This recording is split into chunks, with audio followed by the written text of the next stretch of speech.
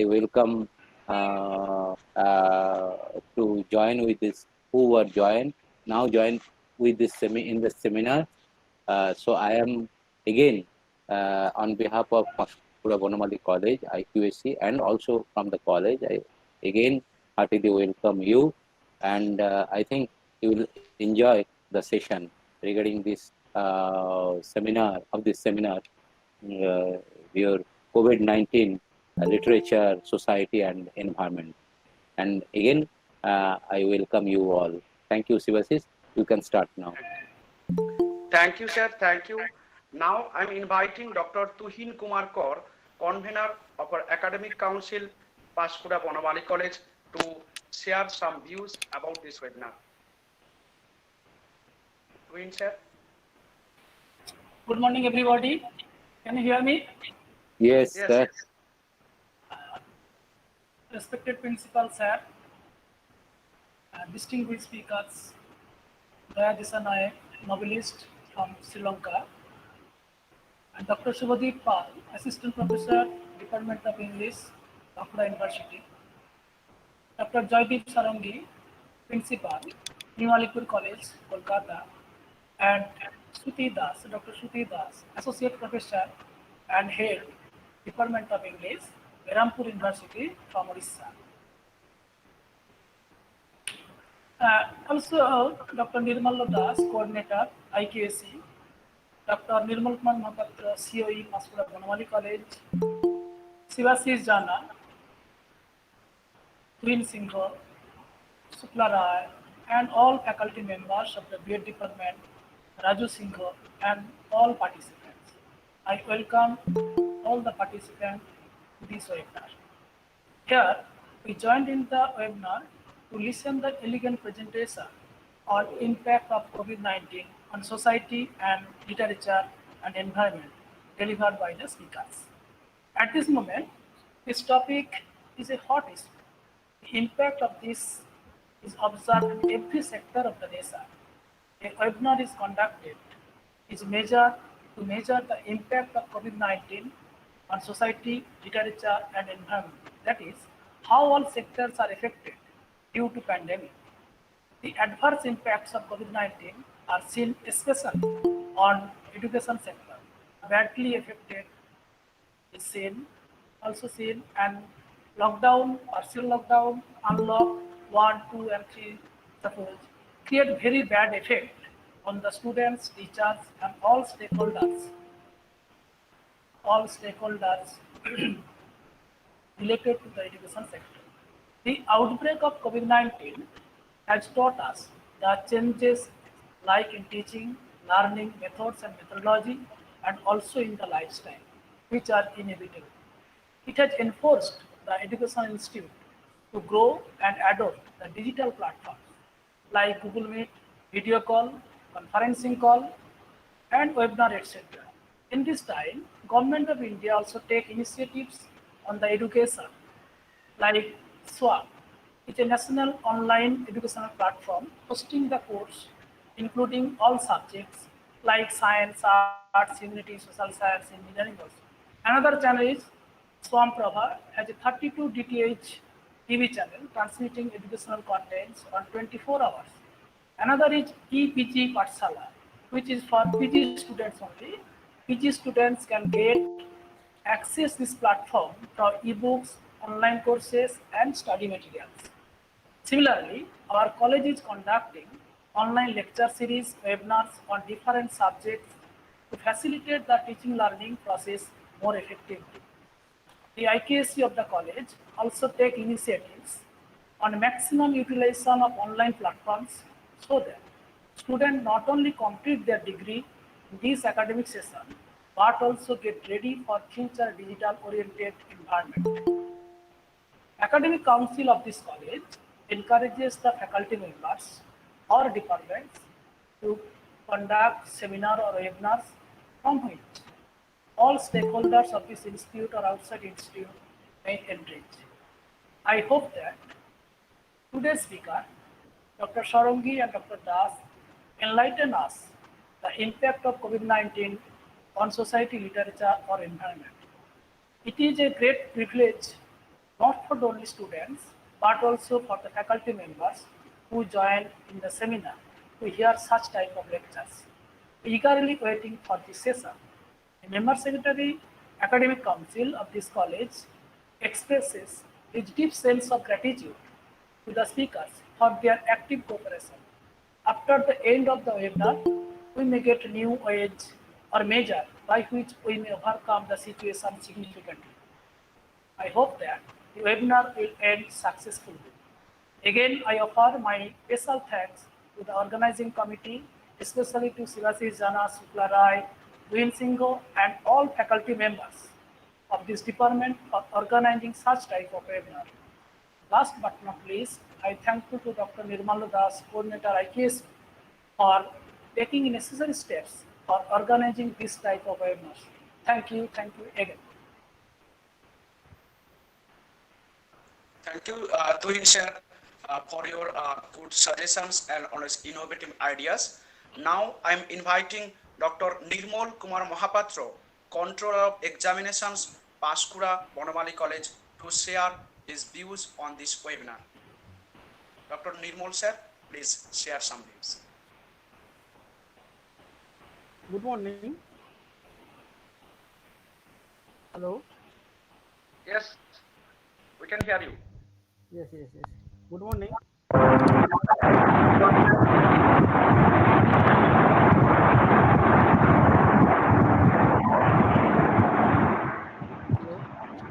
Hello. Hello. Some disturbance is there. Yes. Hello. If Nirmal sir, please check up your microphone. Twin sir, please put up your phone. Twin sir. Hello. Hello. Okay. Yes. Okay. It's okay. It's okay.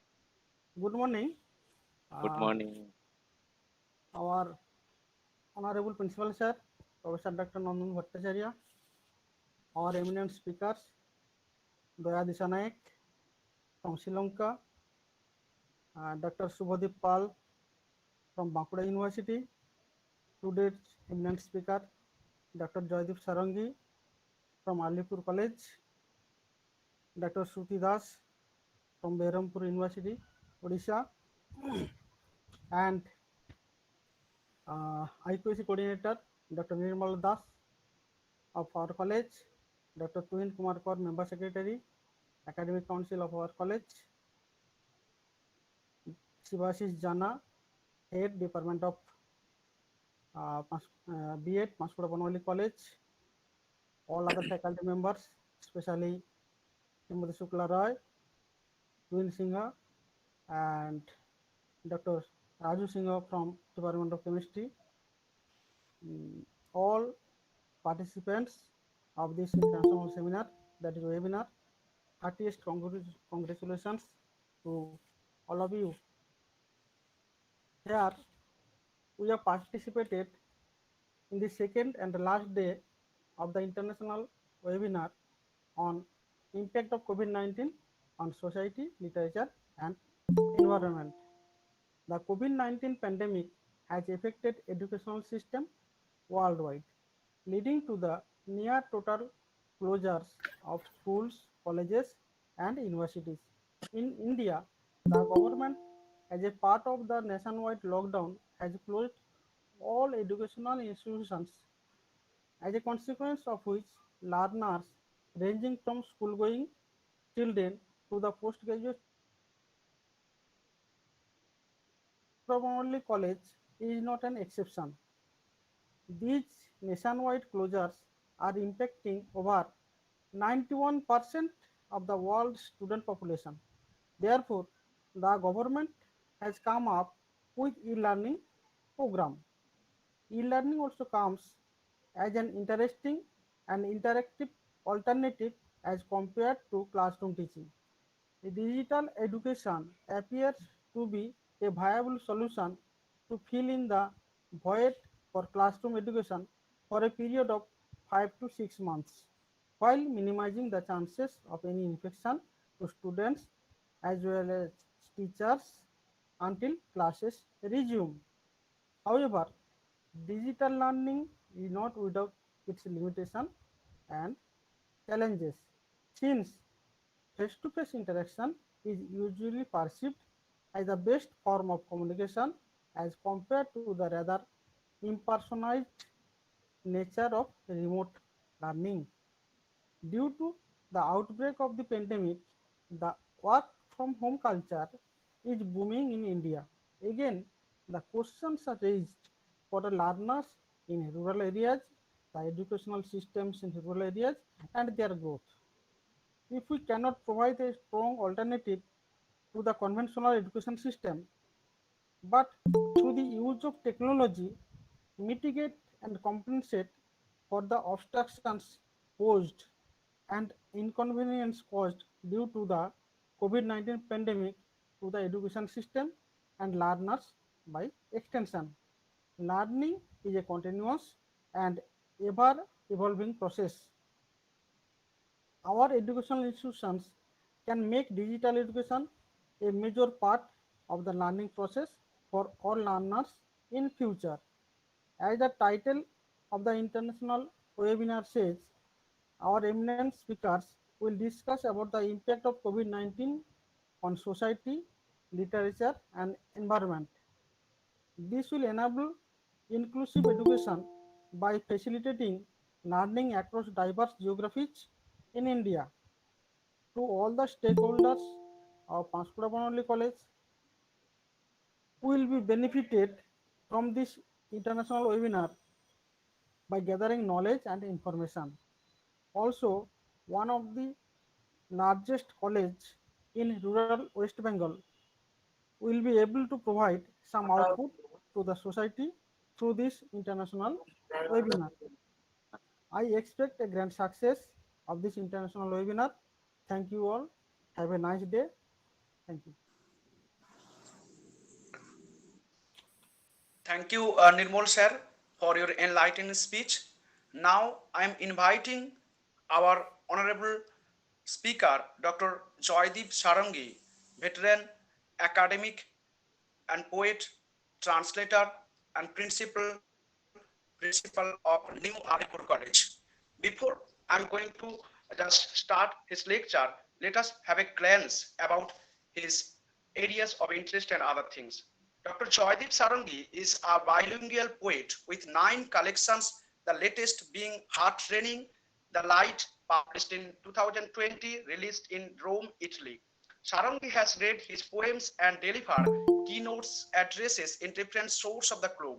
His latter readings are at the Flinders University, University of Western Australia, University of Oolong, Perth Poetry Club, Australia, University of Udnar, Italy, and University of Rzeszów, Poland. With Rob Harley, Saranghi has edited 6 poetry anthologies and published 2 books.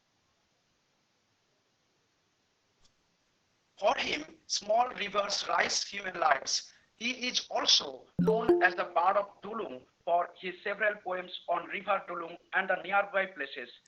He is the professor of English and principal at New Alipur College, Kolkata.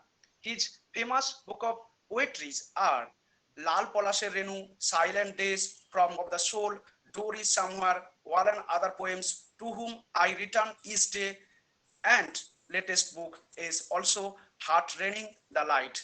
He is also the vice president of Guild of Indian English Writers, Editors, and Critics. So, Dr. Joyadip Sarangi is the well-known figure not only in India but also in the whole world globe.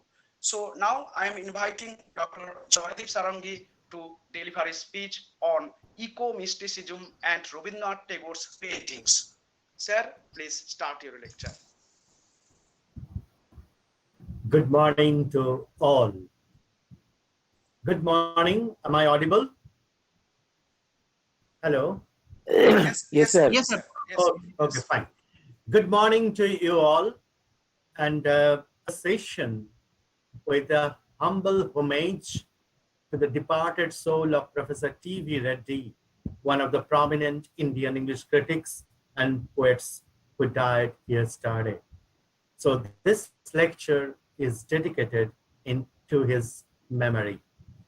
Now today, as we all know, that I should begin officially to thank the Department of B.Ed, Panchkula Bonamali College, the administration, IQAC coordinator, Honorable Controller of Examinations, and everybody involved to the upliftment of the college, which is one of the leading colleges of Bengal. I can easily visualize there is Shruti, who is co-presenter and a very well-known critic, and Jayadip Saranghi from Sri Lanka. Thanks to all participants. Hope this interaction will be lively and fruitful.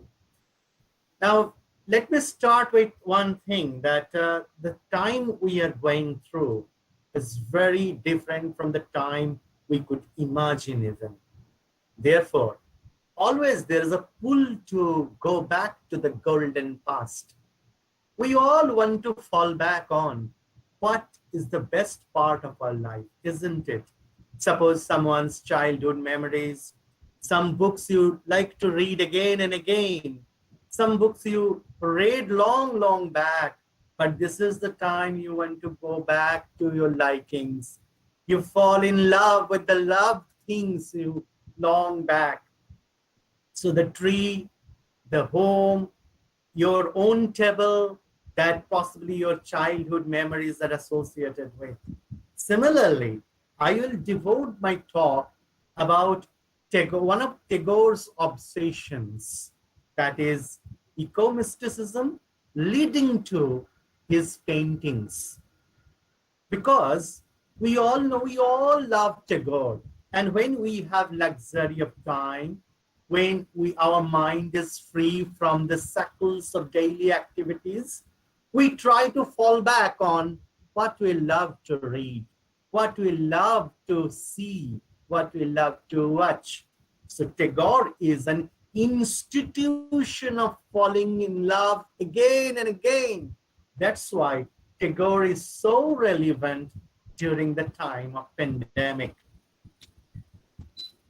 Let me start with why eco-mysticism. As we all know, ecology is the essential term of today's living, because things are falling apart. We have become more than normal, and ecology deals with man and living organism, the biotic and the physical environment. And we all talk about the eco capital. If we lose eco capital, our civilization will be as the fate was for the Mayans, and in Guatemala, in Mexico, what happened long, long ago. So ecology is something that is determining our living totality. At the same time, mysticism is a belief that is union with or absorption into the divine or truth. Tagore was a truth seeker. And we cannot forget the fact that Tagore was a blend of Indian tradition and Western philosophies. Let me talk about first in 1 or 2 minutes in Indian mysticism, Tukaram, Kabir, and Bauls. We all know the Birbhum and different areas, particular areas of Bengal are very famous for Baul cult. And Baul cult is mystic, devotional, but with a bit of exception, of course. And the Western mysticism believed a sacred coexistence of man with nature. And here I will mention 3 very important influences on Tagore. Tagore moved around the world, except from Australia. He traveled in every continent and owned the hearts and minds and also the heads of the continents. He met with several philosophers. He met with several poets. He met with several natural scientists. He met with the social reformers. So his life is shaped out from within and from also people around him with whom he came in close contact with. Very important thing, three important persons who influenced Tagore very much from the West for Western mysticism. One is William Blake, the proto-romantic, or we call it precursor of romantic movement. All living things are holy. All living things are holy. And to see the world in a grain of sand. So a Bindute Shindhu Darshan, that is unique vision of something called William Blake, and Tagore grasped it. William Wordsworth, the lake poet, nature as a living sentient, the close bond between nature and man, and how man can be fused in nature and attain the status of transcendence. So this Blake and William Wordsworth actually shaped the mysticism in poetry to Tagore so much. But we will come to, of course, in a point of time where we will examine how Tagore is a blend of tradition and modernity, of course. Another important figure, of course, but not a poet, but a scientist, Albert Einstein. And Tagore wrote, "My memories of Einstein," and he met with Einstein in 1926 and 1930, and where he discussed with Einstein some of the very important issues of life and philosophy, like nature, universe, truth, perfection, man, religion, man, and so many other facets. Now, why Einstein is so important here? Because he gave Tagore a very critical look and another kind of philosophy, the natural science philosophy, which was a kind of eye-opener for Tagore. I will just read out a bit of conversation between Einstein and Tagore, which took place and published in the New York Times in 1930. Let me read out just a couple of things. Einstein asks Tagore, do you believe in the divine as isolated from the world? Tagore says, not isolated. The infinite personality of man comprehends the universe. Then Einstein asks, truth, then beauty is not independent of man? Tagore says, no, I do not say so. Einstein says, if there were no human beings anymore, and Apollo no longer would be beautiful. Tagore says, no. Einstein, I agree with this conception of beauty, but not with the regard to truth. Tagore says, why not? Truth is realized through men. Einstein says, I cannot prove my conception is right, but that is my religion. Tagore says, beauty is the ideal of perfect harmony, which is in the universal being. Truth is the perfection of comprehension of the universal mind. We individuals approach it through our own mistakes and blunders. How otherwise can we know truth? Einstein says, I cannot prove, but I believe in Tagorean argument that the truth is independent of human beings. It is the problem of the logic of continuity.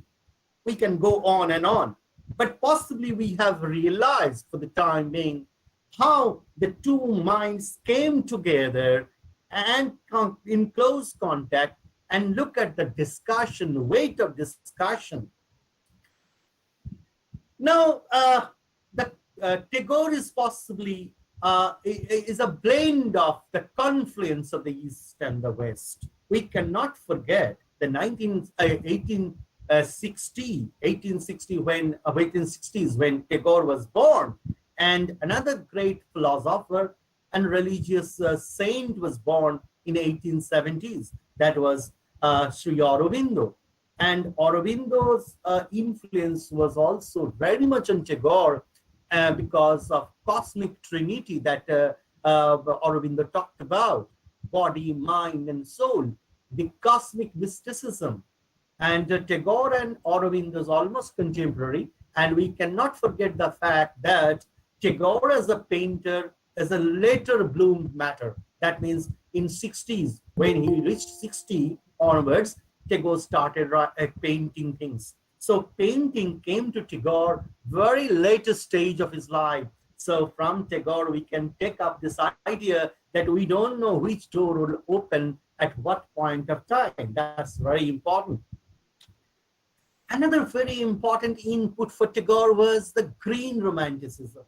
Green romanticism is complete agricultural romanticism, agricultural landscape, and that is the beauty through that, and you reach your absolute through the beauty of the green.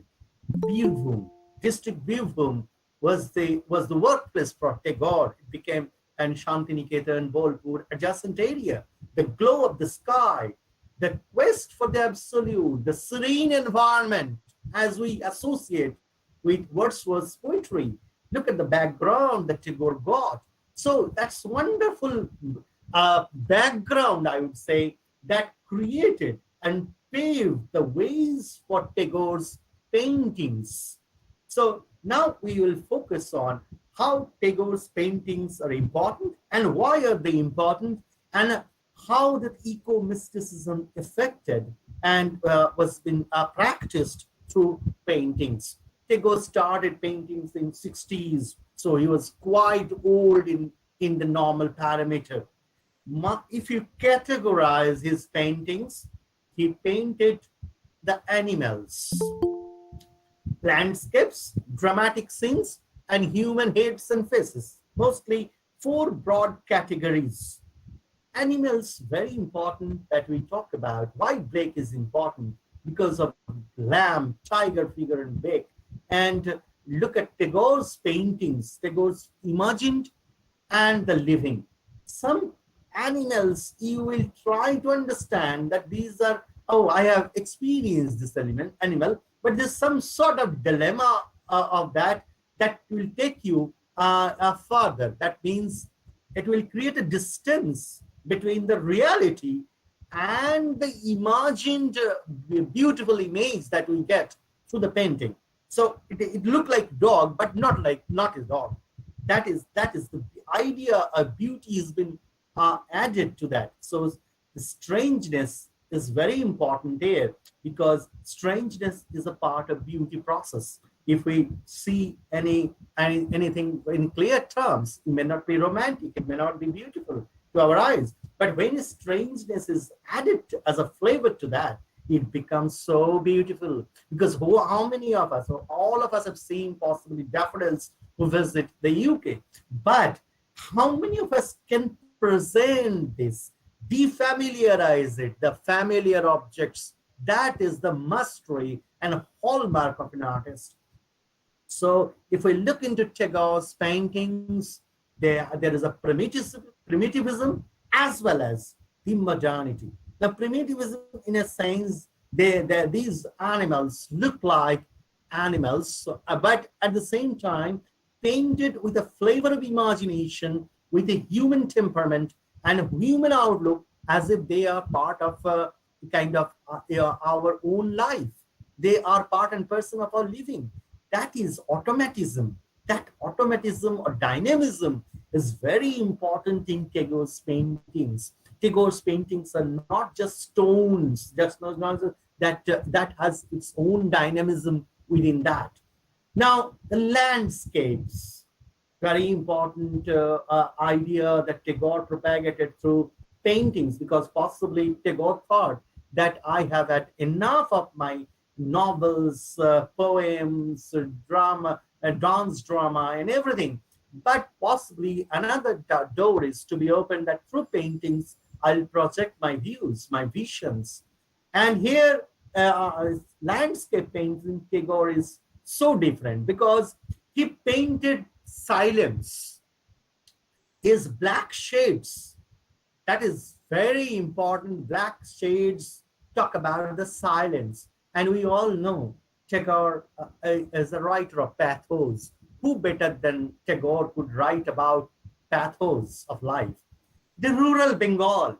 he has very less number of, only a handful number of paintings dealing with the urban areas. Main drawing is rural Bengal, the rural capital Bengal, that is the cultural capital of Bengal that he considers to be. That is, landscape is also important because when he is showing the glow of the sun or glow of the sky, the mental projection. So all landscape paintings of Tagore are beautifully portrayals of his inner vision, inner mood pieces. At the same time, there are different types of use of colors, and use of colors are very unique because and if someone is a tree is green, but at the same time the flower is very pulsy, and of course pulsy I will say orange or blue. So the contrast is very much created. So immediately we can visualize the juxtaposition of two binaries of life. But at the same time, when he is painting a landscape which is serene, but which is a protest to the landscape of possibly industrialization. Okay, so whole lot of allegorical significance is there. Next criteria is, of course, dramatic scenes. The multi-chromatic scenes. Dramatic scenes are painted. Suppose so many women are sitting in one place, and they are in different posture, and they are from, we can easily understand by their portrayals, they are from rural Bengal, and they all, each one of them, possibly they are 10, and they are adding a new dimension to the painting. So that is very important because its dramatic climaxes are being captured by the multi-chromatic use of the brush. That is, I will say, very unique way of saying things, because his idea was not to paint from the front. His idea was to paint from different angles so that a realistic picture is being captured. What he wants to show us is being shown through the painting. It's almost like cinema. If the camera shows you, you will move into the camera. You will move along the camera. If the camera shows you the sky, you will understand how the sky looks like and anything. So if he considers painting is an object of vision of his life, an object of changing society, because paintings are permanent, he considered. And he thought through paintings, he will attain what he could not attain in other branches of artistic excellence, possibly. The most important facet of his paintings are human faces. As we all know, all great artists, all great painters of Italy and many other places of the world, they painted human faces maximum. Why? Human faces are the projections, the mirrors of the mental psyche, moods, impressions, how they are caught into, how they are getting into, and the anger, the softness, the sweetness, the happiness, the somber, and the pathos, all can be reflected through these human faces. And Tagore's human faces talk about his sentiments, talk about the people's projections. How do they look like? And there is always a mixture of modernity and tradition. He is never in all taboos. He is not in a position to unfold the cascades of differences and all that. But what is important about his human faces is that some faces are menacing, some faces are really romantic, and girls' faces, women's faces are taken care of and been projected. At the end, I will show you 4 beautiful pictures painted by Tagore, which I think will be a supplement to understand Tagore's paintings in details. So now if we come to one particular ideology, that what are the basic features of Tagore's paintings? Now, in this context, I should refer to Mulk Rajanand, famous writer of Indian English novels, who wrote Untouchable, Coolie, and many others. In 1961, he commented that Tagore's paintings reflect his own pathos. And in no painting, not a single painting of Tagore, where dark, deep colors are blooming. And his shades are close to heart, somber, silent, and because Tagore's short stories talk about this brilliant pathos of life, sorrows of life, tragedies of life, and he finds happiness in tragedy as well. That is unique about Tagore. Possibly he suffered a lot than many common run of human being, you and me, we did in our life, because he has seen so many deaths in his family, his near ones, close ones, and his bonded ones. So pathos is the one very important thing to look at his paintings. Then the second important item of Tagore's paintings is mysterious. They are all mysterious, because no one can say directly that this speaks for this. But you will have to go in details one by one, taking into consideration of each single moves of the painting, and where you will understand how these paintings are so crucial. So if we see one particular painting that suppose a dog-like structure, but the face is not like a dog, but that structure is like something of a duck, and of course the legs, or you can say legs, are painted in a way so that it is like the wings. So a mixture of it. And in all Tagore's paintings, there is a background. There is a background in a sense. Suppose it is not the object itself, but it is painted in a background, because this background is not always one color. They are multicolored. But this multicolor thing is also very important, because black, if we look into Tagore's painting, color black is used maximum. That's why many critics of Tagore's paintings think that it is a reflection of his inner pathos, that is unexpressed pathos, through these paintings. Possibly for Tagore, these paintings was a kind of purgation, had a purgative effect, because through paintings he attended that purgation. And look at some big figures, and the background, black shades, and suppose green shades in contrast, but not deep green. There's a light green. And also, in many cases in Tagore's paintings, there are 3 or 4 colors in the background, and 3 or 4 colors suggesting 3 moods simultaneously, or the layers of the mind, layers of feelings, one after another, and the progression of feelings. Feelings are progressed in a way so that it captures the totality of a vision. A vision is a collage. It is not a temporal. It has summative effect, one after another, after another, after another.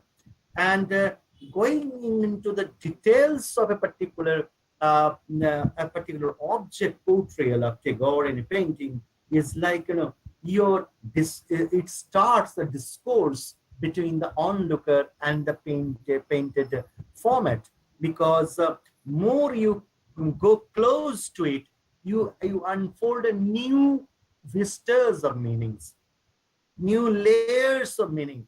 That's why Tagore is such an abstract painter, and he gave forth a new dimension to painting altogether. So mystery is the most important element in Tagore's writings, Tagore's song, music, and Tagore's paintings.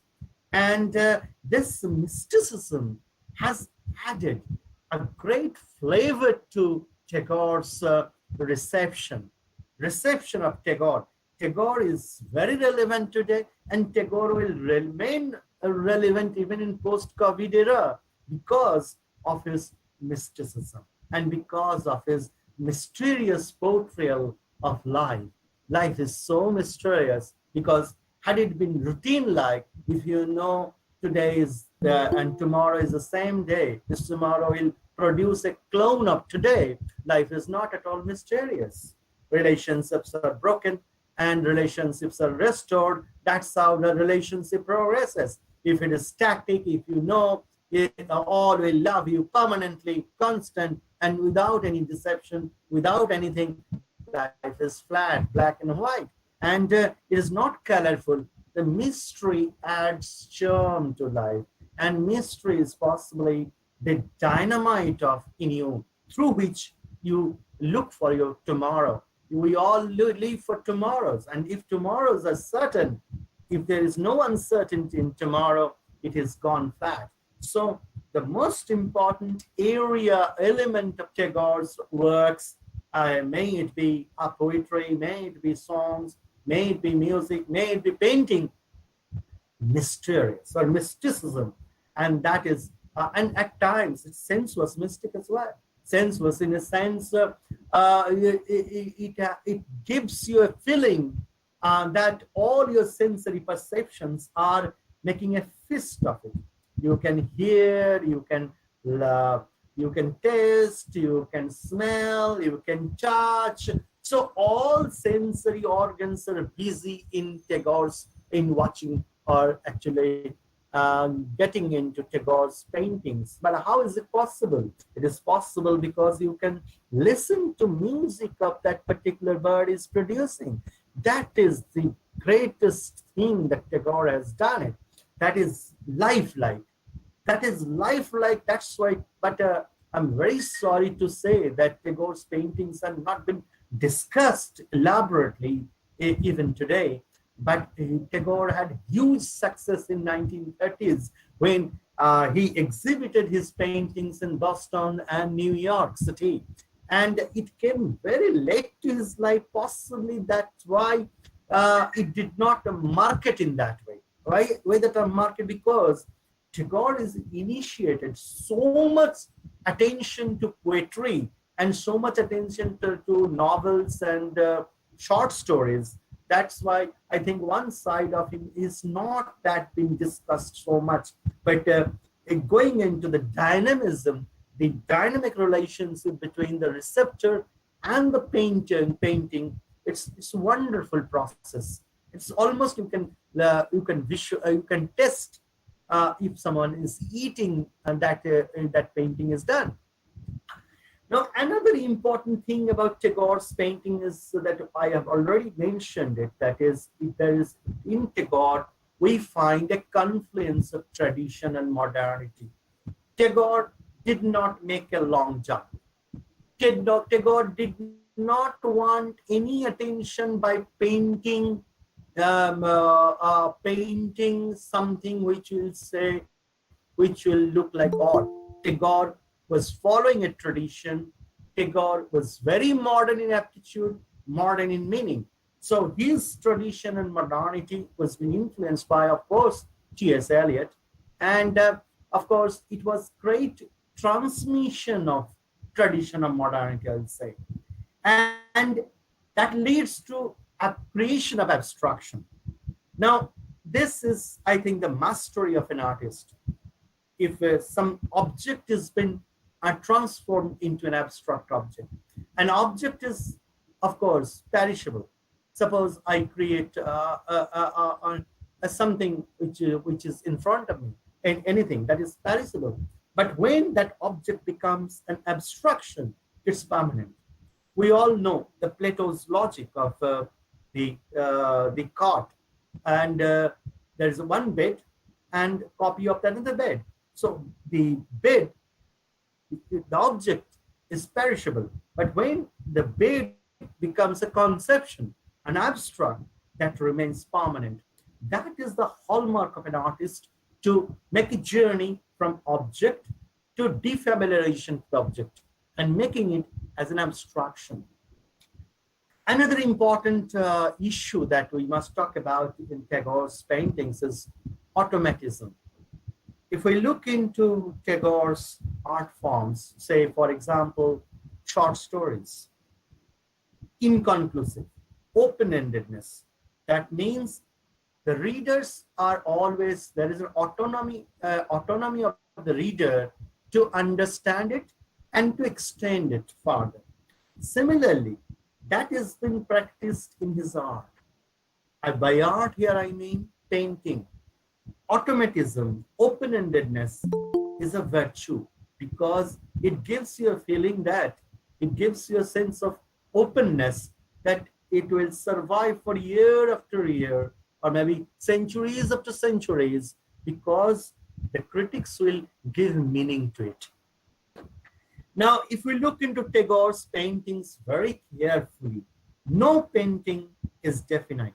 Definite in a sense that you will come to one meaning, but you will get different layers of meaning according to you grow up with age. Suppose if you read Tagore's painting when you are a graduate student, your meaning is different. Another, you again look at Tagore's painting, you are in master's degree, possibly a different angle to it. Possibly in 40s, midlife, you have a different meaning. And when you mature and your all hairs turn snow white, you have a different meaning to it. That's very interesting facet about Tagore's automatism in Tagore's paintings. That I will also I'll give some references. Another important facet of Tagore's paintings is pen ink drawing. Pen ink drawing. Some paintings are purely pen and ink drawings, flat drawings, very simple drawings, but with simple drawings, there are layers of allegorical significances, and they reflect the Bengaliana, I will say Bangaliana. That is the hallmark. His portrayal of the celebration of the local is his mastery. He is never deviated from his local, where he is born and where his workplace is. And the Bangaliana, that way the girls wear saris, and you all know Tagore family was instrumental in popularizing sari as the dress for the Bengalis, and different types of wearing of saris. And that is the rootedness in culture. That is very important. At times, Tagore's paintings are masculine. That means even some girls, some women faces are masculine-like.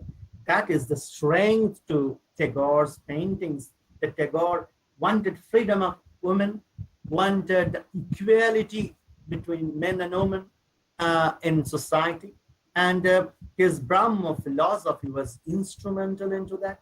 And is the masculine presentations is, of course, the Renaissance, influence. Because Tagore is one point where all streams come together. It's like the ocean where all streams come and meet. And the next important facet about Tagore's painting is the lines.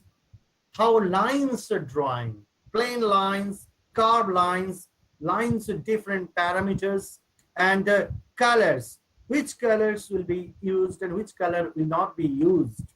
And the line paintings and colors were highly appreciated during the exhibitions in Boston and New York in 1930. And Tagore's colors are so unique, you cannot expect those colors in a way. So you will see that, oh, why these colors are like childish? But oh no, that is meaningful. That is the hallmark of an artist, that through the use of colors, you unfold the mental parameters, which is very difficult to fathom. Another important facet about Tagore's paintings is the place. He is possibly the best portrayal of a place. Our place is important. The rural space, the mind's place, and the space of a particular thing that he wants to project. Is very sure about truth, religion, man, and ideas. He had no confusion about his truth, about the portrayal of truth. Therefore, whatever art form he took into consideration, he became a successful artist for that.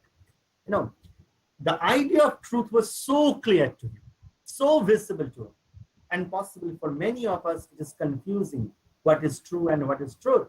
But his ideas, his conceptions, and for all that, which made he is an institution, and that's why possibly even during COVID pandemic time, we are falling back to Tagore. We are listening to Rabindra Sangeet. When we are sad, listening to Tagore songs. When we are happy, listening to Tagore songs. We are dancing. We are reciting Tagore's poems. We are reading Tagore short stories to heal your mind.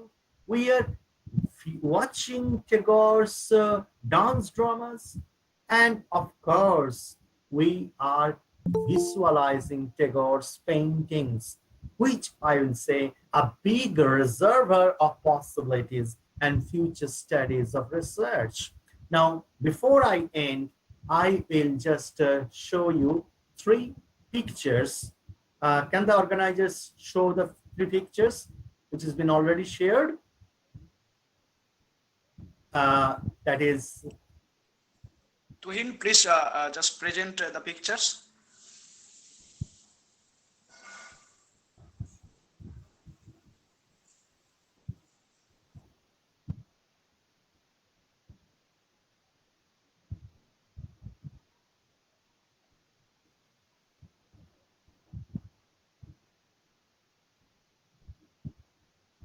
Yes, the first one.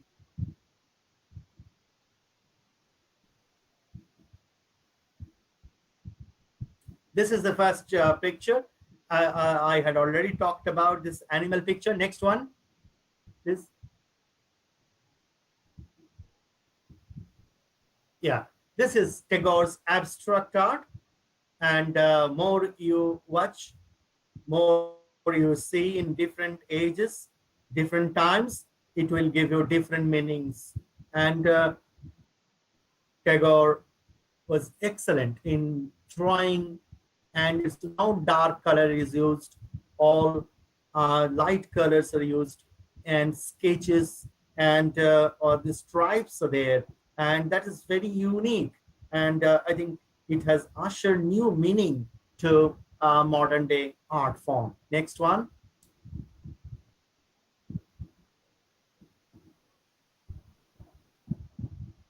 This is girl's picture, and look at the wearing of sari, and the girl is looking to us, and look at her eyes, and this is so unique, and this is a way of protest that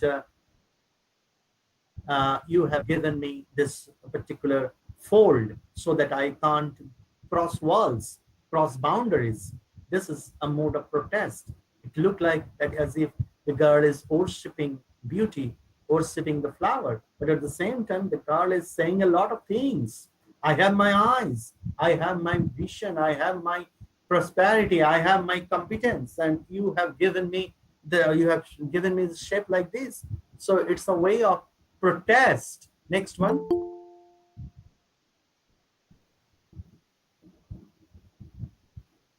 This is another portrayal, face portrayal, and look at different colors in the face, and of course the eyes. Eyes speak a lot, and the background, and look her eye here and haircut.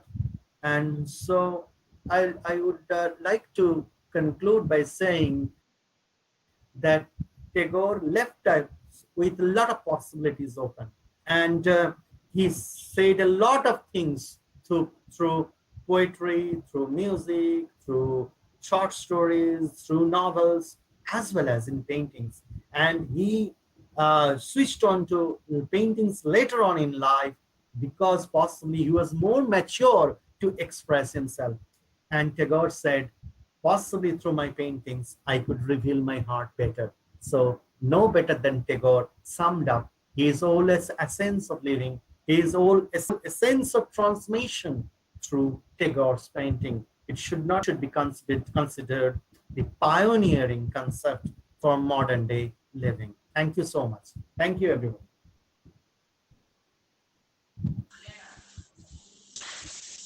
Thank you, Jayadip sir, for such a kind of illuminating and enlightening speech.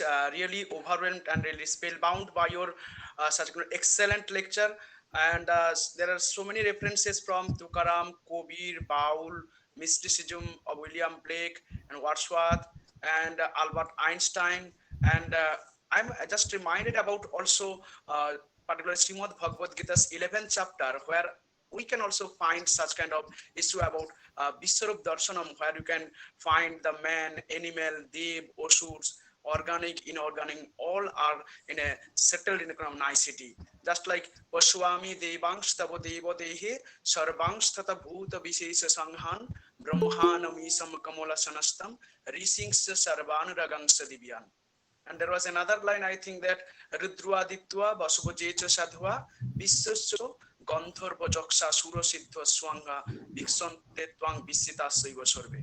So I think that this is an excellent lecture, and we are really enriched by such kind of lecture.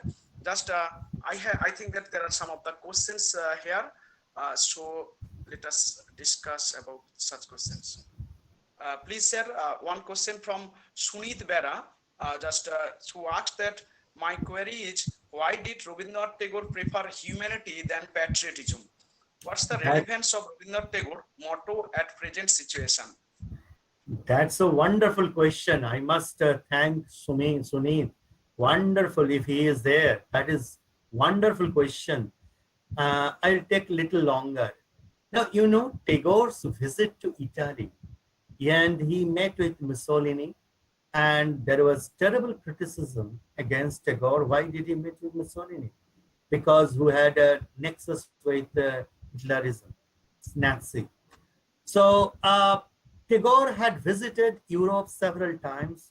Was closely associated with Europe in many ways. And the realizations that he formed that ultra-patriotism would lead to destruction. What is Nazism? Nazi is nothing but ultra-patriotism, isn't it? They would say, Hitler would say, I love my country more. I love my ideas more than anything. So patriotism is slightly a narrow term than humanity. Humanity is for all. Humanity is universal, cosmic. Cosmic in a sense, not I'm talking about the stellar. I'm talking about the all living being, everything living. So patriotism is for a particular mission. Suppose I am going for a movement, patriotism, that is my country, my own state, my own place. So local, then of course it becomes state, that it becomes the nation. The concept of nation is a political boundary. But when you talk about humanity, there is no political geographical boundary at all.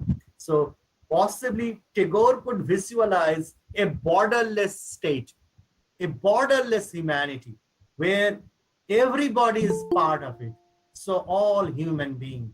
So it's not one confined to one politically determined area or geographically determined area. So he was Vishwabhatritva, right? Of Vishwabharati. always talking about the entire humanity, not one border. He was for all borders.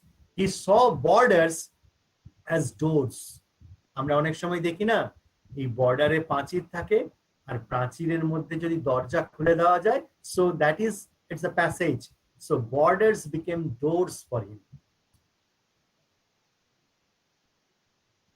Yeah, next question please. I think Pranamananda Patosi sir has also the same question: humanism or patriotism basing on Tagore, which is more important? Already answered. Yes, yes.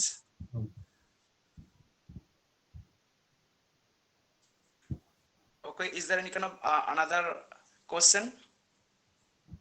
No, I think there are no questions. So thank you, Joydiv sir, for such a kind of really excellent lecture, and we are really just spellbound. And I think that Dr. Sharangi is a versatile genius, and he has so many areas of interest, and this is a new area of interest, I think, because he is a great orator of Dalit literature, post-colonialism, eco-criticism, and so many areas. But now a kind of new area like new mysticism and Tagore's paintings. So thank you all for giving such a kind of excellent lecture to our B.Ed department.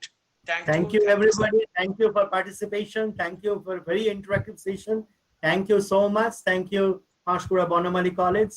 It's wonderful to talk to you, and always we are free to get into the discourse. Thank you everyone. Thank you so much. Thank you, sir.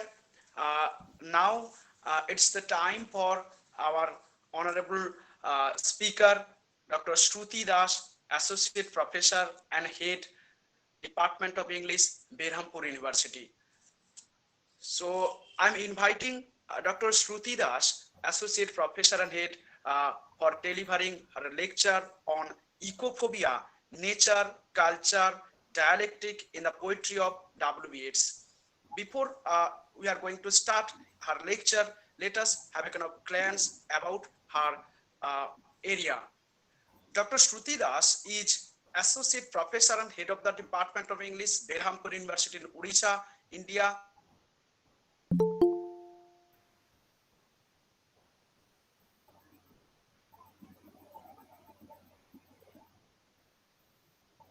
Presented papers as plenary and keynote speaker and chair sessions in many national and international seminars and webinars on English language, literature, and eco-criticism in India, US, and Europe. She has been a visiting lecturer in 2 universities in Poland. She has the distinction of being placed in the ALA Directory of Scholars, Princeton University, US. She has published many research articles and creative work in national and international journals and books, and has published 11 books to such credit. And from Margin to Center, Toni Morrison Reader, Contemporary Communicative English, and Language Learning Skills, Teachers Perception, Widening Gyre, Rethinking Environment, Literature, Ethics, Praxis, from and Fitness, Business Communication, Soft Skills, Our Daughter Speaks, a collection of poems, Lidless Eyes, Performing Nation, Memory and Desire in Contemporary Literature, Art, Song, and Environment, and Culture in Anthropocene. 6 scholars has already been awarded PhD under her widely traveled, and is a member of Board of Editors, members of advisory body of many national and international literary journals, and editor of Literary Oracle and International Journal of Literature and Culture. Her poetry has been published in many anthologies and journals in of repute. She has received international acclaim and has been placed in the biography of Commonwealth writers for her first volume of poems, and has received the ASLE Ashley Travel Award 2019 at the University of California at Davis. Her special areas of interest are post-colonialism, South Asian feminism, Indian aesthetics, eco-criticism, and Indian and English language teaching. So there's a long list of about her bio, and she is really a talented professor. So now I'm inviting Dr. Shruti Das for delivering her lecture on ecophobia, nature, culture, dialectic in the poetry of WBS. Ma'am, please start your lecture. Am I audible? Yes. Am I audible? Can you hear me? Yes, absolutely. Audible. Audible and Thank you visible. very much. Thank you very much, Subhashis, for this kind and wonderful introduction. I thank Panchkura Bonamali College, the B.Ed section, the IQAC, Department of English, the principal, and all concerned in organizing this webinar for giving me this opportunity. I have been listening to a few lectures since yesterday, and it's been a feast for my ears and, of course, my brain. Well, now, after listening to the mesmerizing voice of Joydiv Sarangi, hypnotizing you and taking you into the mystic world of Tagore, it is but a natural corollary that we should discuss WBX. As you all know, that his magnum opus Gitanjali was introduced to the world by W.B. Yeats, whereby he got the Nobel Prize. Well, the utopian vision offered by Jayadip through Tagore's painting is nostalgic in this fear-filled present human predicament, which necessitates suspicion, phobia, and distancing of one human from the other. So from here, with a quote from Francis Bacon, I should begin my lecture. Can you see the slide? Can you see the slide? No, ma'am. Yes, ma'am. It is visible, Is the ma'am. slide visible?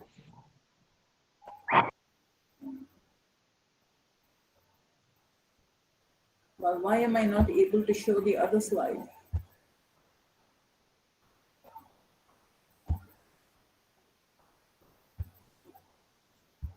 Twin, please share the slides. I have shared the slides, otherwise you wouldn't be seeing it.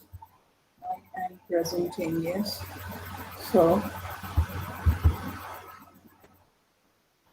right, I'll go back again and I'll try to show you the slides, right? Should I go back again and try to present? Yes, ma'am. Yes, Sure, ma'am. Sure. Yes.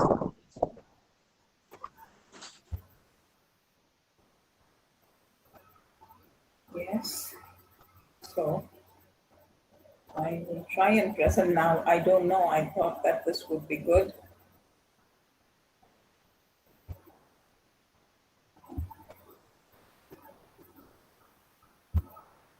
Are you able to see the slides now?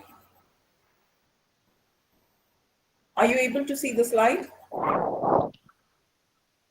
Ma'am, now it is coming. Yes, ma'am. Yes, Ma'am, please slideshow option. Yes. Yeah, I am sharing. So are you able to see the slide? Yes, ma'am. I'm No, ma'am, presenting. the Are you participants able? also.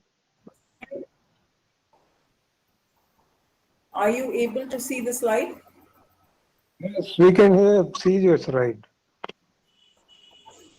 Are you able to see the slide? Yes. Yes, madam. Yes. Yes, madam. Yes. It's Pranab from Odisha.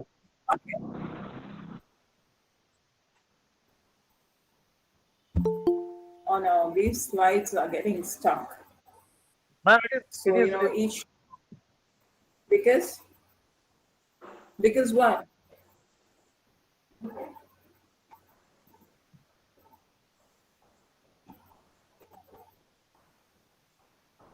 Are you able to see the slide? Yes or no? it is visible, but it is not clear. Not clear. Not clear. If you use slideshow option, that will be good for us. Okay. But that doesn't happen in Google Meet. It is on the lower part. Yes, Yes. yes. Yes, it comes. Is it clear Yes, now? now. Is it clear now? Yeah, yeah, yeah. Yes. Absolutely. Okay. All right, this is great. Thank you so much. I can't see anybody. I can't see myself, but I can see the slide. So Okay. forgive me for that. Anyway, so let's start with something from Sir Francis Bacon. Nature is often hidden, sometimes overcome, seldom extinguished. Force maketh nature more violent in the return. Doctrine and discourse maketh nature less importune, but custom only doth alter and subdue nature. He that seeketh victory over his nature, let him not set himself too great, nor too small task. For the first will make him dejected by often failings, and the second will make him a small proceder, though by often prevailings. With this quote about nature, and this nature, incidentally, is not about the nature that has been othered, but this is about human nature. But it is always done that we can appropriate this and apply this to our context that we are talking about nature. When we think about ecology, we think about nature. What is it and what is our relationship to nature? The word nature in our vocabulary implies our assumption of a fundamental separation or intentional distinction from it. Nature is a human idea, something transcendental in material mask. It expresses the binary culture-nature. Nature is understood with relation to culture, and that makes the idea of nature very anthropocentric. Nature becomes, on one level, a passive habitat, meaningless in and of itself. It means the trees, the oceans, the mountains, the sunlight, etc., but never has a meaning of its own. It is open to exploitation at will and whim of humans, since the present society is built on the premise that humanity must dominate nature. And why? Because humanity needs to develop. And so nature is the casualty. Now, ecological science concerns itself with the interrelationship between all kinds of life forms. Ecologists who had concerned themselves with non-human nature have woken up to the problematic of human domination of nature, whereby both human and non-humans are heading towards annihilation. We have no doubt about it. In the wake of the huge environmental problems, there is a demand for reviewing the power equations and for reconstructing human society in harmony with the natural environment. Nature and natural environment are represented in art and literature. The more we talk about representations of nature, the more it becomes clear that there is a need to talk about how contempt for the natural world is a definable and recognizable discourse that may be called ecophobia.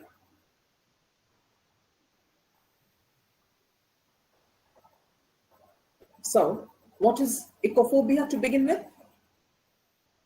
The contempt for the natural world, which is definable and recognizable, and that too at the discourse level. This is what we can term as ecophobia. Now, these critiques or eco-critics, William Chalopka and McGregor Colley, in their essay, The Wild Hope, Nature, Environmentalism, and the Open Secret, comment that nature, like anything else we talk about, is first and foremost an artifact of language. It can be anything but direct and literal. Alan Liu makes a bold comment in his 1993 essay, Wordsworth and the Sense of History, that there is no nature, there is only. This caused a storm, but was congruous with Neil Evanden's earlier comment that he had commented about this 1 year earlier, that is in 1992, when he said, one might even say that there is no nature and there never has been. Now, this is interesting. These comments seem to take nature at face value, which has challenged, or which was challenged by Peter Quigley in his 1999 essay, Nature as Dangerous Space, where he argues that after post-structuralism, it is impossible to take a term like nature at face value. It is impossible not to see the fissures of contradiction and the fault lines of history that crisscross the term. Simon C. Estock points out that until this point, environmentalism lacked activist motivations and intention. Peter Singer's environmental activism against animal slaughter for fur and other ingredients for the fashion industry gave eco-criticism an extension to look beyond plants and engage with moral considerations and ethics. He formulated a word for the broader category of nature called speciesism, by which he addressed the prejudice or attitude of bias towards the interests of members of one species and against those of the members of the other species. This he wrote in his book, Animal Liberation.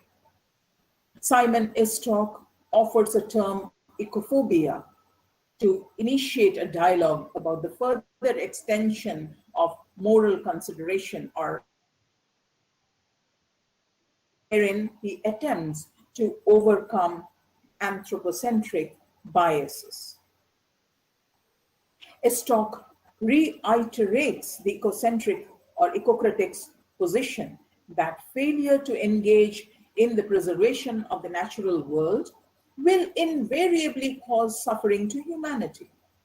He contradicts Singer's anthropocentric position and posits that the contempt and fear humans feel for the agency of the natural environment needs theorizing. Needless to mention, in the discourse of nature-human interconnectedness, and not too keen about theorizing eco-criticism until this time. Hence, Simon Estock argues that if eco-criticism is committed to making connections, then it is committed to recognizing that control of the natural environment, understood as a God-given right in Western culture, implies ecophobia, just as the use of African slaves implies racism, as rape implies misogyny, as fact-bashing implies homophobia, and as animal exploitation implies specificism. If eco-criticism is committed to making connections, then it is committed to recognizing that these issues, that is, ecophobia, racism, misogyny, homophobia, specificism, these are thoroughly interwoven with each other and must eventually be looked at together. Estock's argument is pertinent in the context of the present pandemic and also in the context of the globally rising apartheid and hatred for humans considered different and less by other humans. Humans' desperation to control the COVID-19 coronavirus is just a case in point. Ecophobia, then, is considered a catch-all term for aversion to and avoidance of the non-human other. Estock's use of the term has gained currency. Ecophobia directly challenges society's more morally questionable and arguably most reprehensible relationships between humans and other species. Ecophobia is a complex assemblage of attitudes and behaviors of fear, hatred, and disgust towards the natural environment and non-human others that make up that environment. Performance and other art betray that assemblage in many instances. The modernist poet W.B. Yeats displays ecophobia in the discourse of some of his poetry, displaying the inherent anthropocentrism in his writing.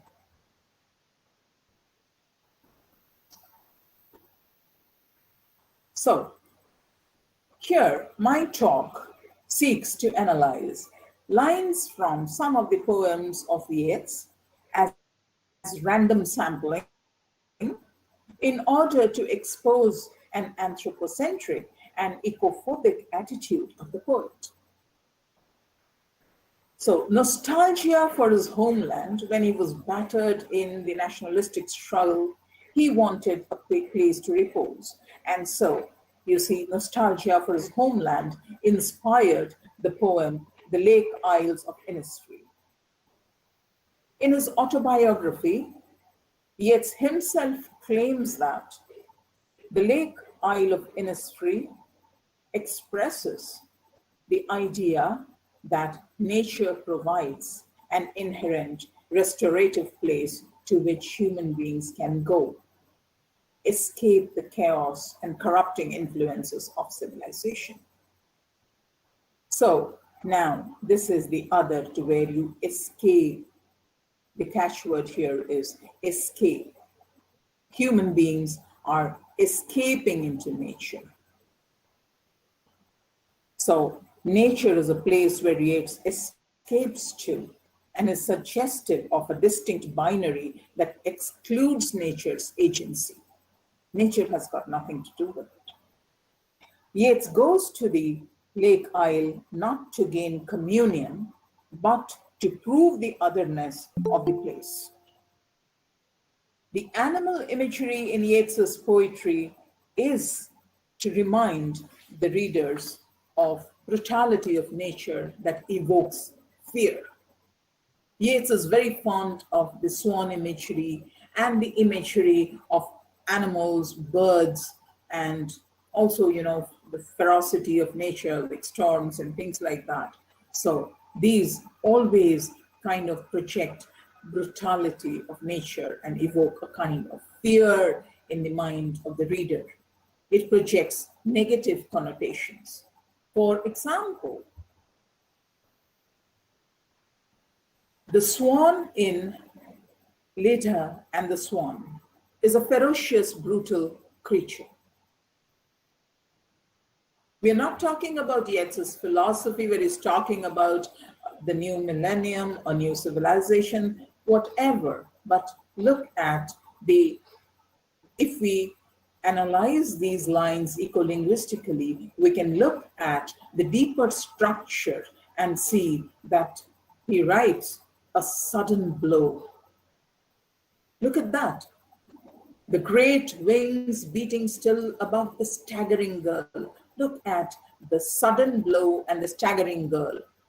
Then her thighs are caressed by the dark webs, her nape caught in his bill. So here the swan is so brutal, so devilish that the swan is capturing and catching the girl by her nape. And you know what? She is helpless. Again, the word helpless. So human here becomes afraid of nature. You can see the picture. You can see how fearful the girl is. She is totally captivated and she is terrified. And her terrified vague fingers are not able to push away the feathered bird. Okay. And then, she is mastered. Look at the word. Mastered by the brute blood of air. So even, this avian being is brute and The poet says that, or Yeats says that, this is the brute blood of the air. So how afraid is the poet of nature? The first stanza here projects a violent image of a bird that terrifies as it violates with the force of with force an innocent human. The non-human bird is given a bestial agency. It terrifies and masters by brute blood of the air, and finally abandons without any feelings toward the victim. It is precisely such agency and the intimacy of the threats it offers that often evoke the maladaptive response of ecophobia.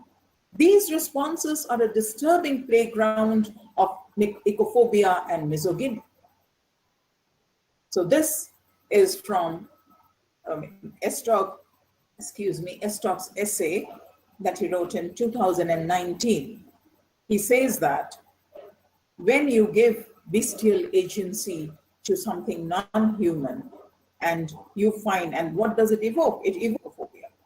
These responses are a disturbing playground of ecophobia and misogyny. What else do you see in Leda and the Swan? Now let's come to Wild Swans at Cool. The 59 mysterious, beautiful wild swans at Cool are instrumental in reminding and vitality.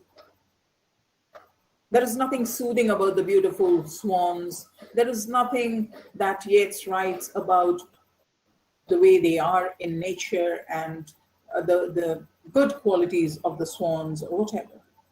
Yeats is reminded of his passing youth and vitality. This anthropocentrism is foregrounded when he says that the purpose of the swans' existence is to delight men's eyes. Right? But now they drift on the still water. He's talking, he's giving a picturesque description. But that doesn't do anything to nature, because that is for the delight of men's eyes, and that too, men's eyes, not women's, mind you. Mysterious, beautiful, among what rushes will they build, and what lake's edge or pool delight men's eyes.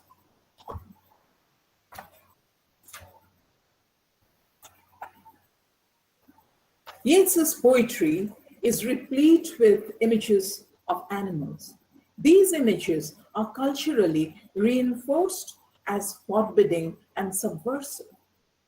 In The Second Coming, we see the dissociation between the humans and the natural world. Yeats says, the falcon cannot hear the falconer. The non-human world is alien and has to be subjugated to the will of the human master. It does not happen, and so things fall apart. Nature is not supposed to be a free entity. If ever it is given free will, it is given, okay? If nature is given free will, it would acquire brutal agency and thereby induce mortal fear in the human.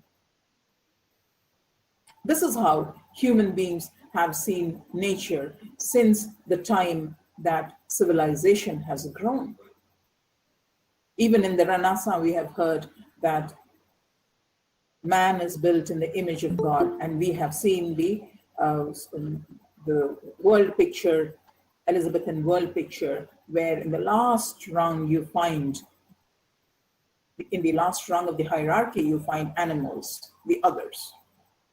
So here again, The Second Coming is an instance of Yeats's contempt for the animal world. The falcon doesn't hear the falconer, and then what happens? There is a vast image coming out of the spiritus mundi that troubles his sight. It doesn't fascinate him. It doesn't mesmerize him. It troubles his sight.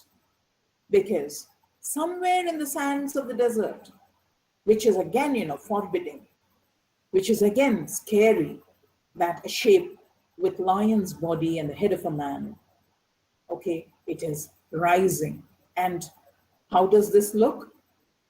The gaze is blank. And look, sun is supposed to be life-giving, but here Yeats calls it pitiless, blank.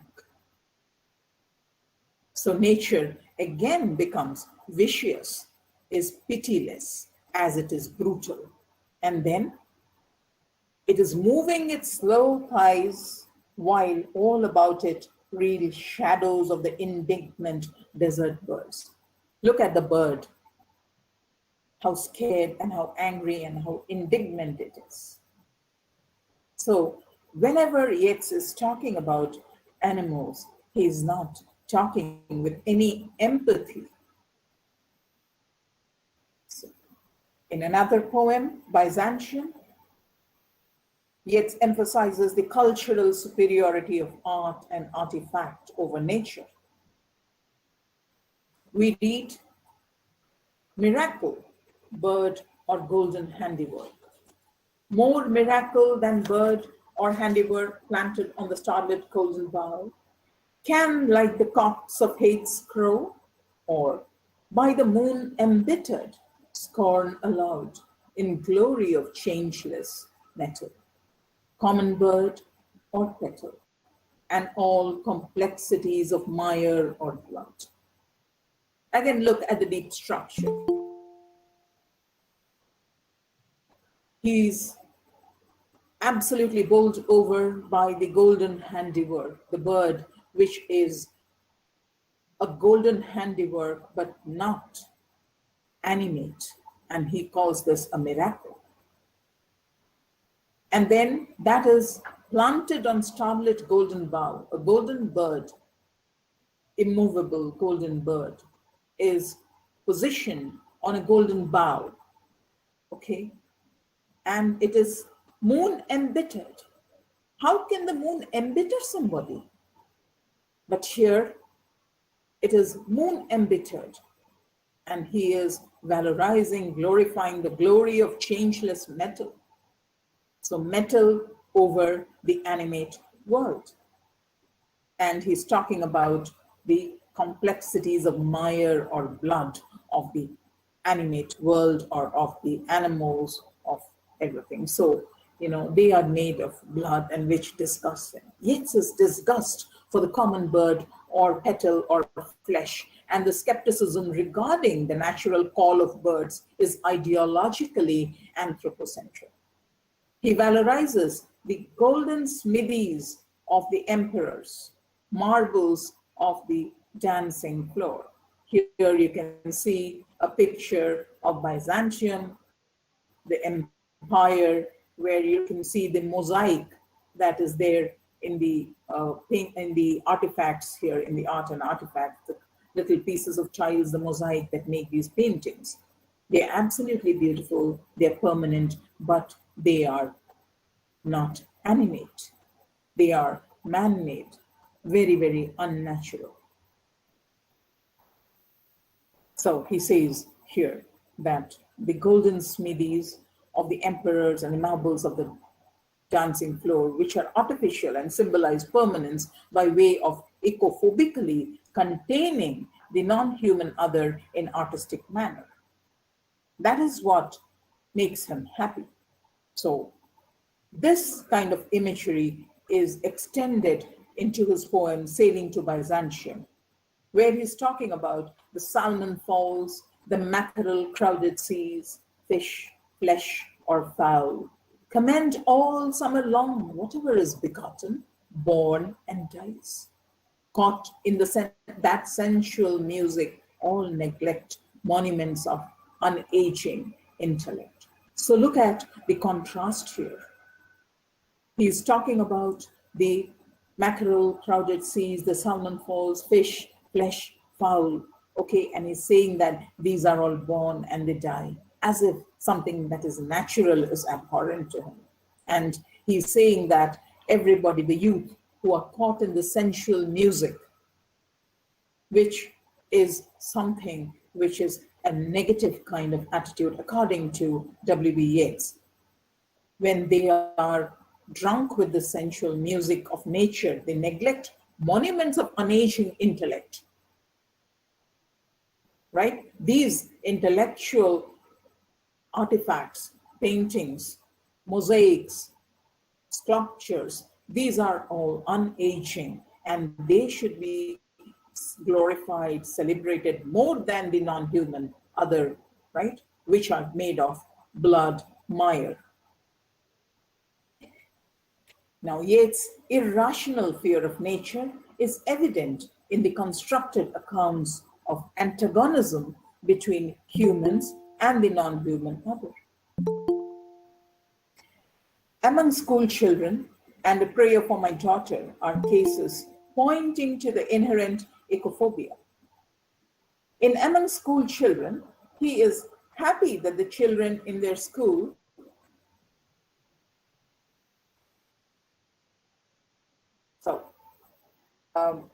in among school children is happy that the children in the school he visits are disciplined and are in the process of sharpening their intellect. Learning to, how are they sharpening their intellect? They are learning to solve arithmetic problems, to sing, to cut, and to sew. They are learning all the girl things that will be useful to them in their married lives. The students are also made to read books and histories. They are required to be neat and clean in doing everything. These girls are aged between 4 and 7, and they're told to do everything in the best modern way. Their imagination is stunted as they are deprived of knowledge in ecosystemic functions. So Yeats's fear of nature and alienation from nature is explicitly expressed in his prayer for his infant daughter, where he says, I have walked and prayed for this young child an hour, and heard the sea wind scream upon the tower, and under the arches of the bridge, and scream in the elms above the flooded stream. Imagining in excited reverie that the future years had come dancing to a frenzied drum out of the murderous innocence of the sea.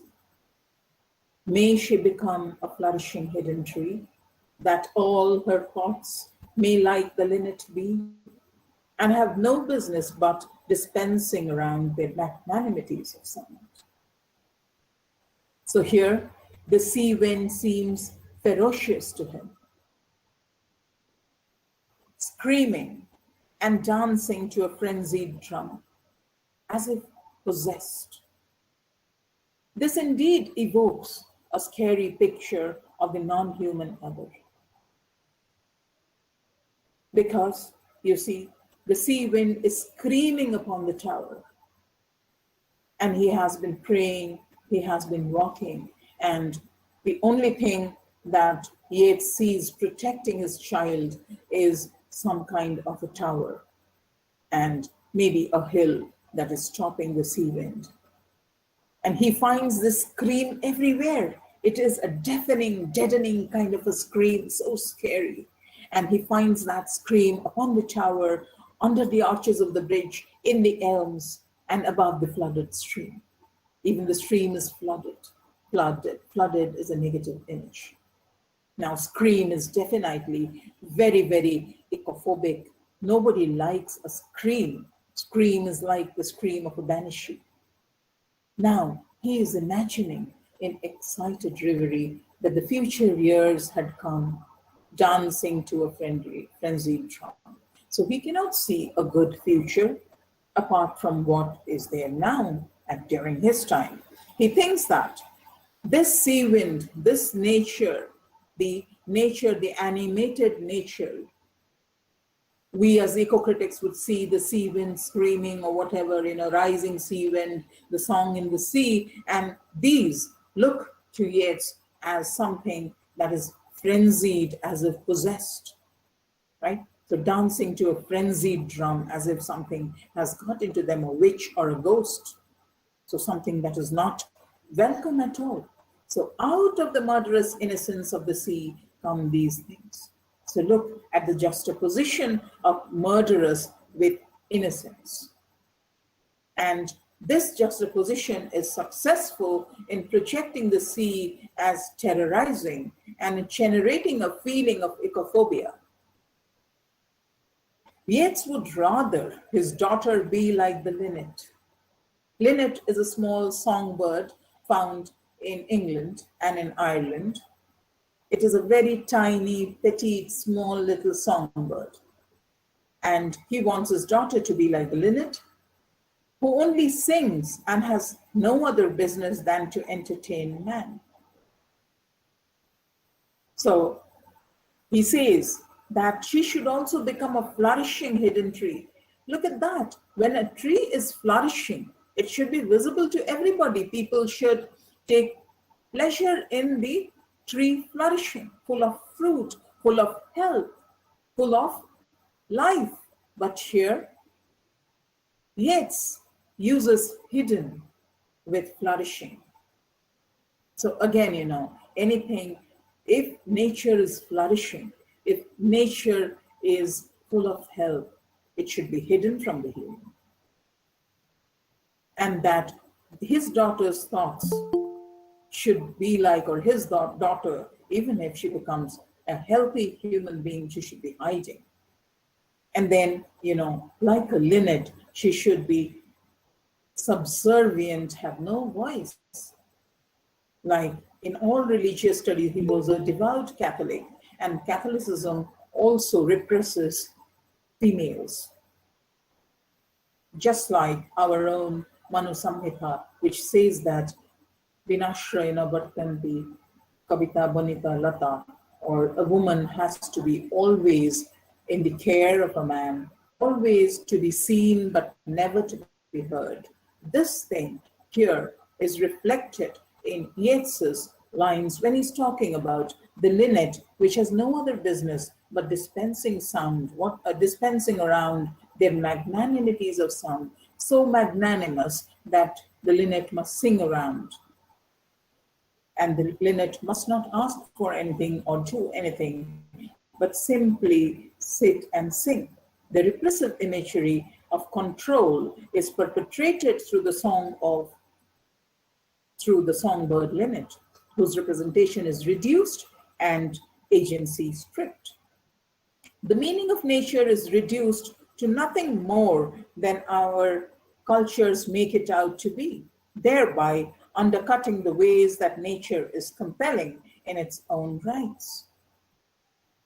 Yeats amplifies the ecophobic nature-culture binary. These poems give the reader a sense of cultural superiority over pristine nature.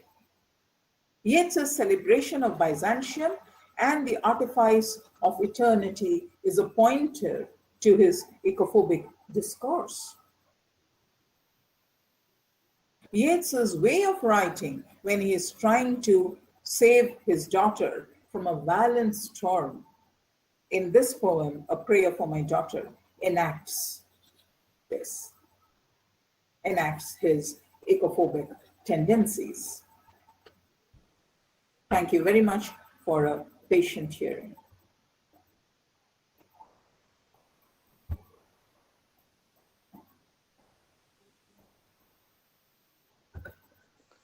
Thank you, madam, for such a kind of elaborating and illustrative lecture touching all the areas of ecophobia, nature, culture, dialectic, and the theories like ecophobia, racism, misogyny, homophobia, and speciesism, and eco-linguistics, animal imageries. There are so many areas you have touched, and the poems like Leda and the Swan, the Wild Swans at Kule, the Second Coming, Byzantium, Sailing to Byzantium, Among School Children, A Prayer for My Daughter, and the references of Monu Samhita and Lake of Innisfree. So really mesmerized by your lecture. Now the session is open for discussion about queries or any kind of question. Madam, hello? Yes. Madam, Yeah, yes. Madam, it's Pranab from Odisha, madam. Yeah. Good afternoon, Pranab. Madam, good afternoon, madam. Madam, I have a question, madam. I have a question. Yes. Yes. Madam, in Easter 1916, WBS, Easter 1916, madam, Easter 1916, WBS has written a line, a terrible beauty is born. A terrible beauty is born. Madam, I want to know how beauty is terrible. It's my question, madam. Right. So that is precisely what we are talking about. I missed out on this poem because that we wanted to discuss it. Thank you. It's a very good question. So the terrible beauty, he is afraid of the animal world. This terrible beauty, which you also find in the second coming. Yes, madam. So what is this terrible beauty? In Easter 1916, he is talking about this revolution, which he equates with terrible beauty, the revolution and the will of the humans, as opposed to the patriarchic will of the Britishers. These colonizers had colonized Ireland, and these 16 patriots had given up their lives. They were executed in public. And so he says that the terrible beauty of revolution is born, never to be silenced again. This is the same thing that he is repeating in a different context, in a different color, in the second coming, when he says that this beast is slouching towards Bethlehem, or the place where Christ was born. So another civilization is born. So this terrible beauty is never soft for him, because there is always misogyny in Yeats because of his personal life. He is bitter. That's why even the moon seems bitter to him. Anything beautiful is terrible for him. But in this context, it is not something that he's talking about the aesthetic beauty, but he's talking about the rise of the natural instinct of the human for freedom.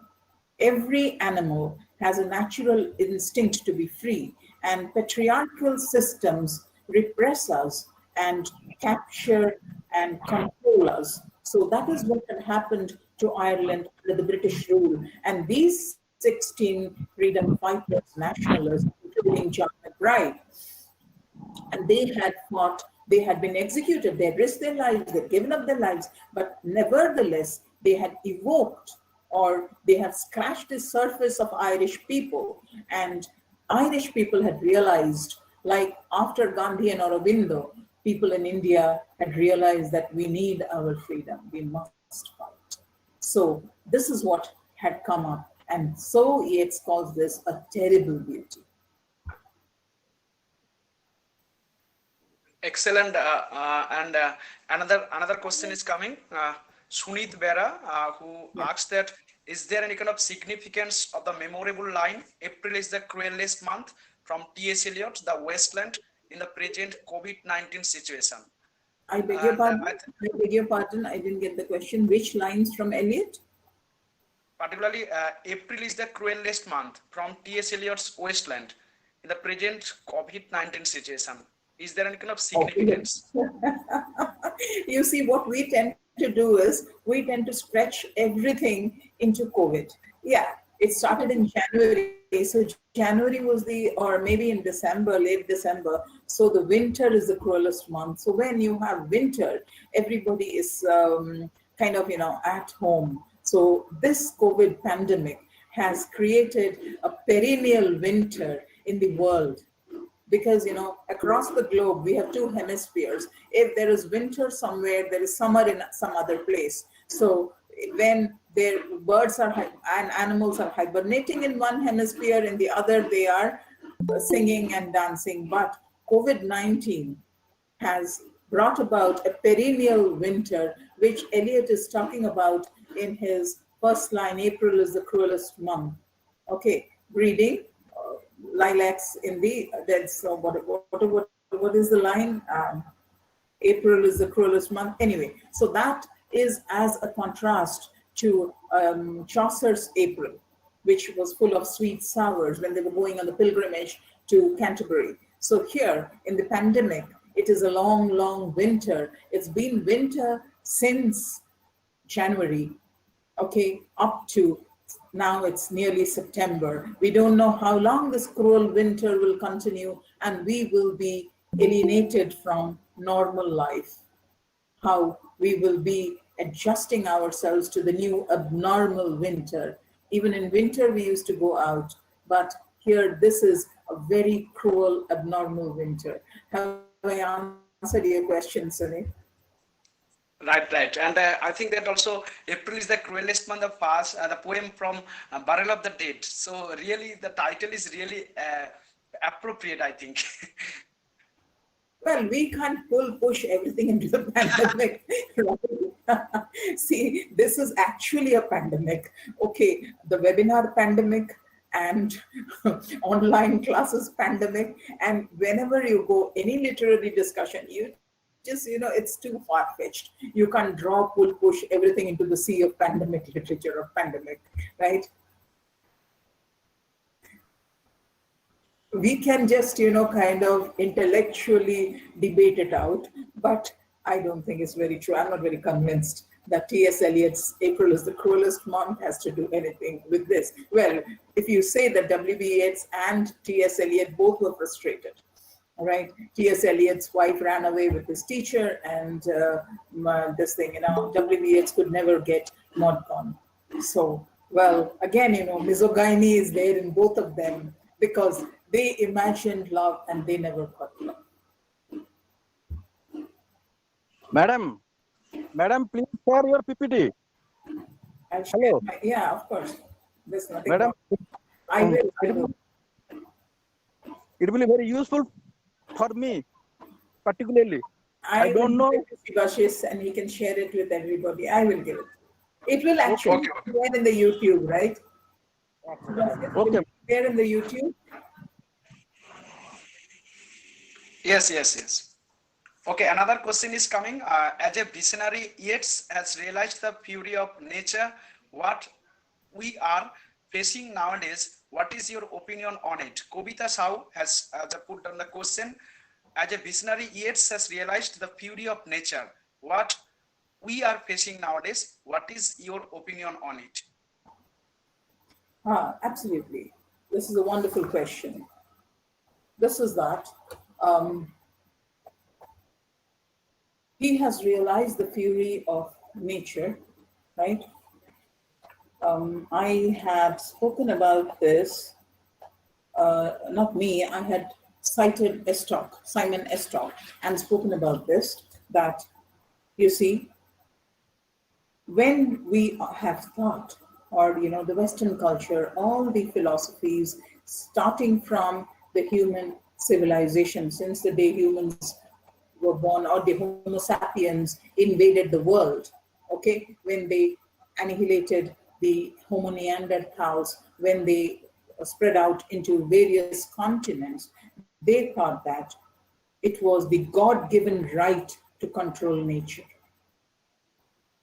And this is still prevalent, and it will be prevalent because there will always be the other from eco-critics, right? Eco-critics, activists, they are for nature, to preserve nature, but there are other people who think about development. So W.B. Yeats's realizing the fury of nature is just a Western concept, where the Westerners always thought that nature was not good. So, starting from the Bible, when you look at Eve eating the apple, so is going out of, again, misogyny, going out of the control of God to eat a fruit. And then it is a snake who has apparently told Eve to eat that apple. So that was the apple of knowledge.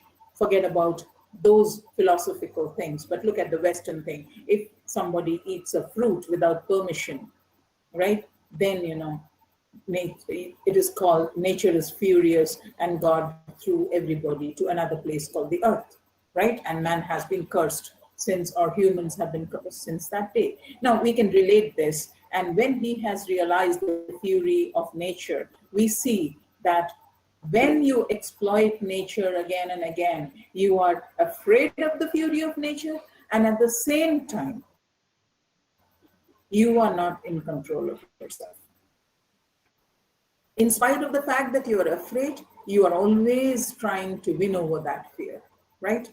Because in the present times, how did the pandemic begin is the Western idea of rights over nature, at least in Indian or in the Hindu culture, you have something like the Hindu scriptures talk about the creation myths. When you think that when the world was in a deluge, God did not send a boat.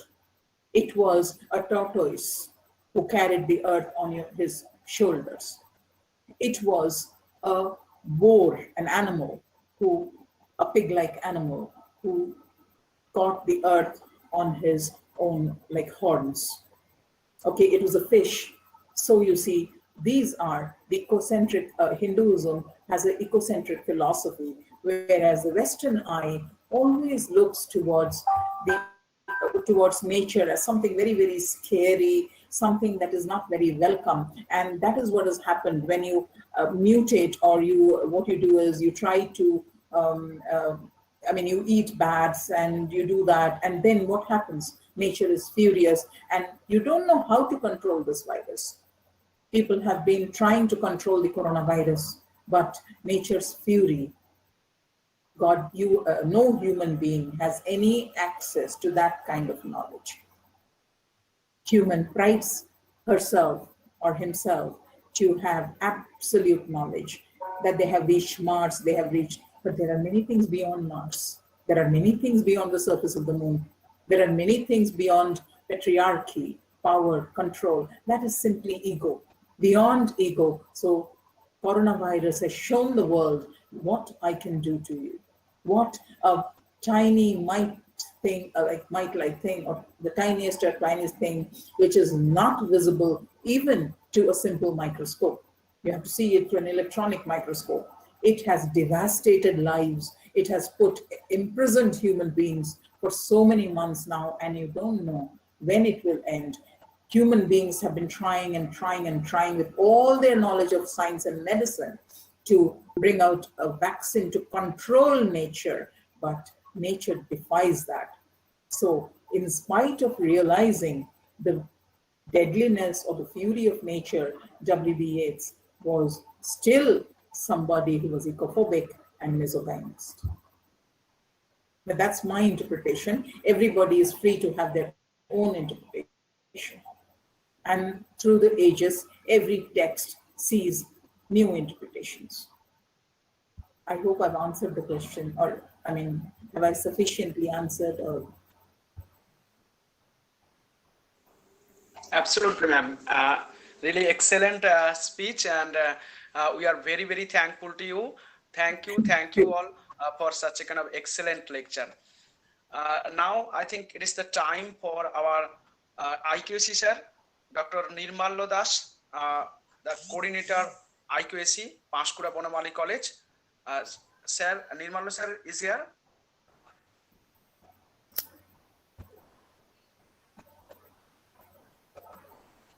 Dr. Nirmallo sir, are you available? Twin, whether Nirmallo sir is here?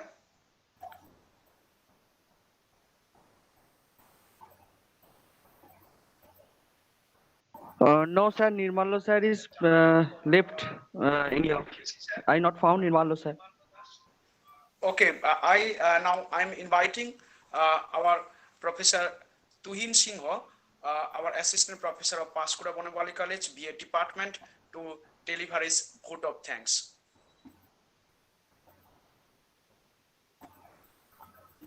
Thank you, sir. Is it audible? Is it audible, yes, sir? Yes. Okay. Okay, sir. Thank you, sir, for giving me the opportunity to give the vote of thanks in this special movement. Now we have reached at the climax stage of this two-day international webinar on impact of COVID-19 on society, literature, and environment. First of all, I would like to thank our honorable principal, sir, Professor Dr. Nandan Bhattacharya. This webinar would not have been possible without his encouragement and cooperation. Our entire PBC family is just like a solar system. from the middle of which our principals have always inspired us for self as well as institutional development. Secondly, I would like to give my heartfelt thanks to our Honorable IQAC Coordinator, Dr. Nirmallo Das. Sir has fully cooperated with us to make this event a success from the very beginning. I would also like to thank our departmental head as well as Member Secretary of Academic Council, Dr. Tuhin Kumar Kaur, for his unwavering support. At the same time, I would like to thank Controller of Examinations, Dr. Nirmal Kumar Mahapatra sir, for his support and cooperation. Last, I would like to thank Dr. Batsa Ghosh for his dedicated support. Yesterday, we got to legendary personality of literature. The first speaker of yesterday's session, Jayadip Saranghi sir, famous author, poet, novelist of Sri Lanka and winner of Sark Award. And the second speaker of yesterday's session was Dr. Shubhoti Pal, Assistant Professor of Department of English, Bankura University, Bankura, West Bengal. Both the speakers flattered us by their simple but thoughtful language. Hope all the participants will agree with me.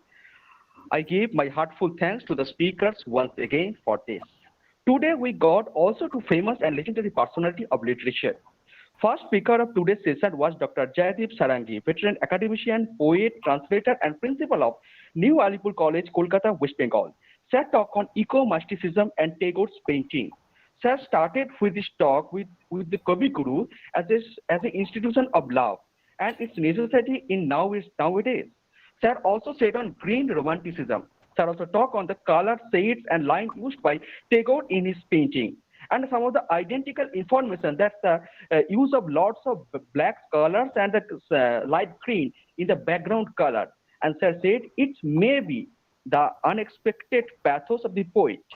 The second speaker was Dr. Shruti Das, Associate Professor and Head Department of English, Berhampur University, Odisha. Madam talk on ecophobia, nature, cultural dialectic in the poetry of W.B. Yeats.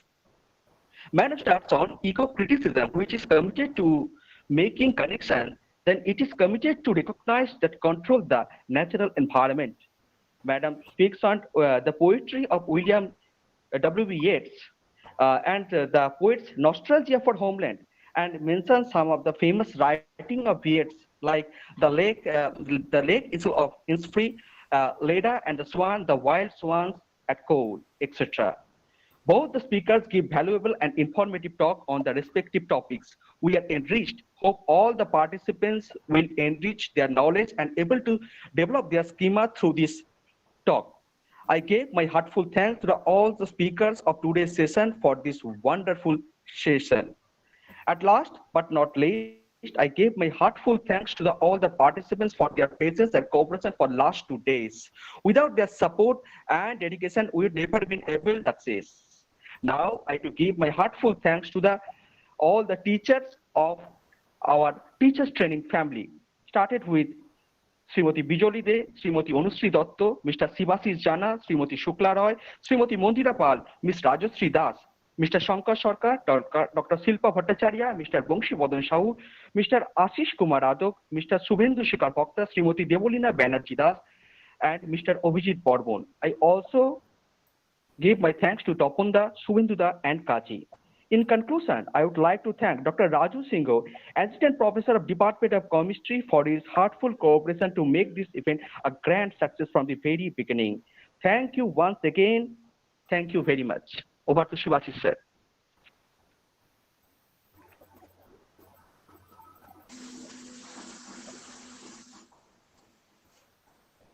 Thank you all. And with this vote of thanks, we conclude our two-day international web impact of COVID-19 on society, literature, and environment. Thank you all. Om Shanti, Om Shanti, Om Shanti. Thank you all.